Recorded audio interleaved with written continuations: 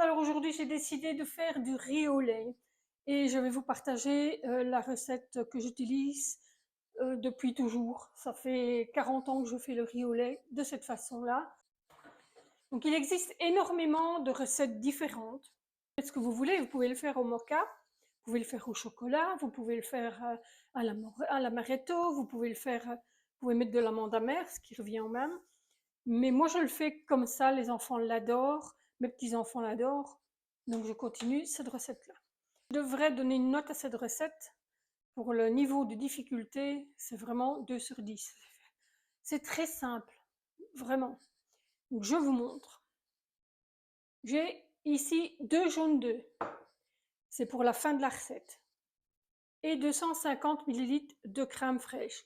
Vous pouvez prendre de la crème fraîche allégée, mais pas de la crème fraîche épaisse. De la crème fraîche allégée, vous pouvez tout à fait, c'est pas un problème. Ici, j'ai 70 g de sucre fin. Pour moi, c'est largement suffisant. Il ne faut pas non plus que les desserts soient trop sucrés. Vous pouvez remplacer votre sucre par du miel, ou alors vous pouvez utiliser aussi ce sucre-là. C'est du tagatès, il y en a au Spar, au Deleuze, il y en a un peu partout. Et c'est un sucre qui est spécial diabétique. Je ne sais pas la différence si c'est du vrai sucre ou si c'est ce sucre-là. Ici, il y a 1 litre de lait. Et ici, j'ai 250 g de riz. Si vous avez du mal de digérer le riz normal, vous pouvez prendre du riz complet. Mais moi ici, je prends du riz rond, donc le riz qu'on utilise pour faire beaucoup de recettes comme la paella, etc. Ou le risotto. Vous pouvez prendre du riz rond. Enfin, en général, on prend celui-là. Si vous en avez un autre, n'allez pas faire des dépenses inutiles. Prenez le riz que vous avez.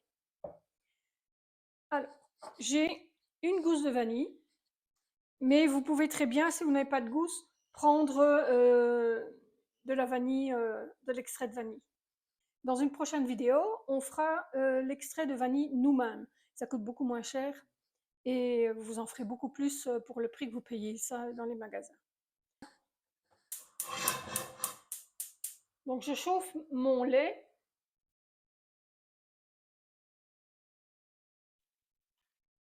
Et ça, je pense, vous le savez. On va bien évidemment y mettre le sucre.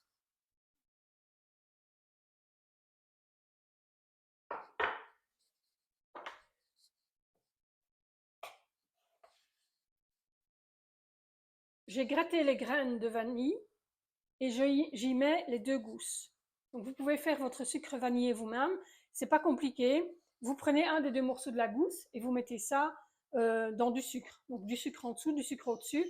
Et de temps en temps, vous remuez votre pot, vous aurez du sucre vanillé. Je vais attendre un petit peu que mon lait chauffe et je vais laisser les gousses jusqu'à la fin de la cuisson de mon riz pour qu'elles aient bien pris le goût vanillé.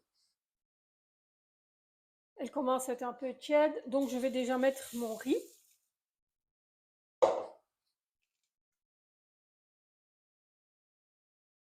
Le seul inconvénient de cette recette, c'est que vous devez rester à côté.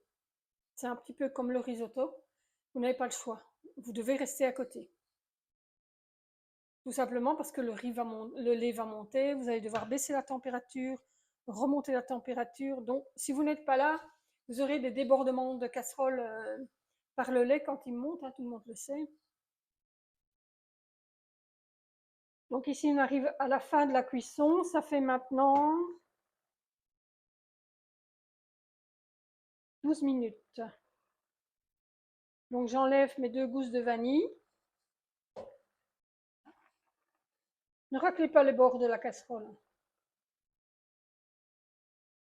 Ça commence à avoir une petite consistance, donc on voit que le riz pompe correctement le lait. Ça sent très bon. On va encore le laisser 15 minutes sur le paquet respecté parce que sinon, tout au moins 14, le temps que le lait refroidisse, vous serez à la 15e minute. Mais n'allez pas au-delà parce que vous aurez un gâteau de riz. Et pas avant parce que quand un riz est croquant dans un riz au lait, c'est pas bon.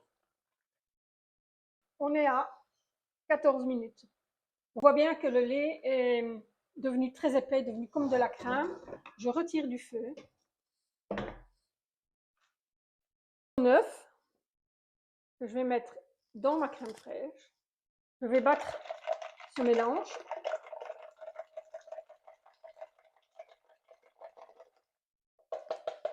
Je tourne correctement.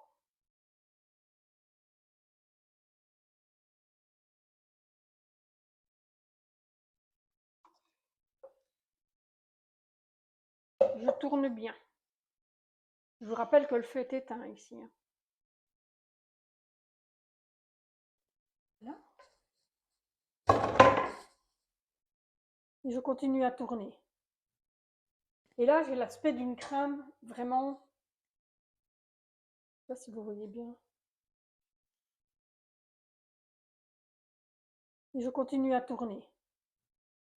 Et là, j'ai l'aspect d'une crème vraiment... Je ne sais pas si vous voyez bien.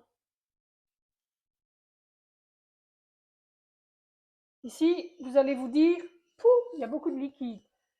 Oui, ça paraît.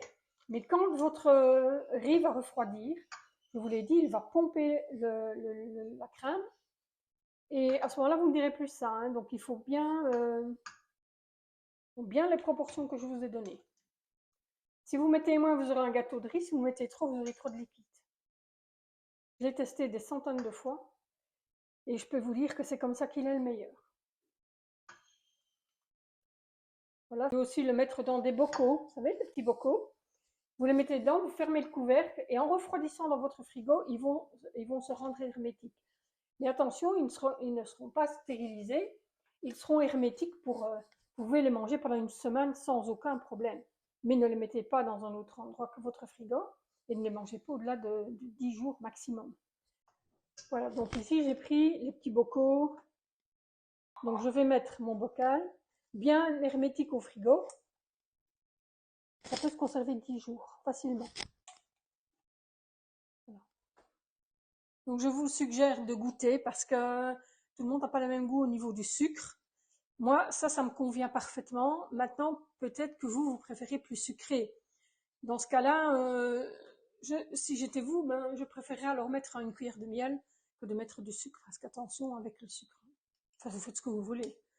Voilà. Je vous assure, vous n'achèterez plus de riz au lait au magasin. Vous le ferez vous-même et vous le mettrez comme moi en bocaux. Cette recette est donc terminée. Je vous souhaite un bon appétit, un bon petit 4 heures. Voilà.